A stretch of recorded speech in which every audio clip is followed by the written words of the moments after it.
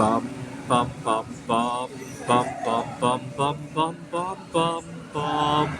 The Peter Dislike Show. Bum bum bum bum bum bum bum.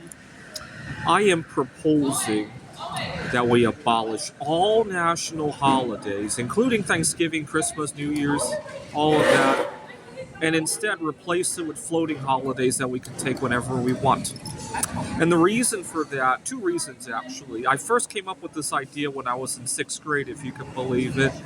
When I was in sixth grade, I realized that the idea of a national holiday was most of the benefits were erased by the fact that everybody had the day off.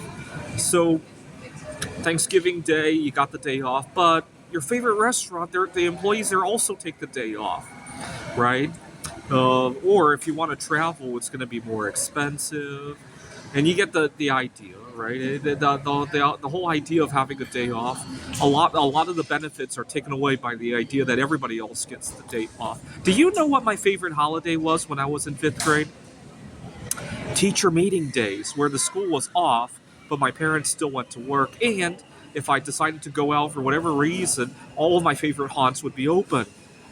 And it got me thinking, why does everybody have to celebrate Christmas on the same day? After all, not everybody is Christian, right?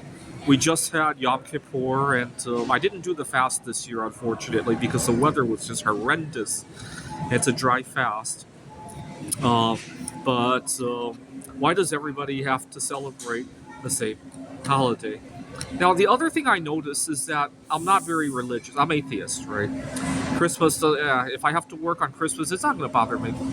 But the problem is that a lot of times, because I holiday differently than a lot of people, a lot of times I get penalized, either directly or indirectly, for it. So, for example, I was working at a tutoring center 2 years ago, and Taylor Swift was performing here in Phoenix, and a lot of students took off, and we had a week that only had a few hours worth of work.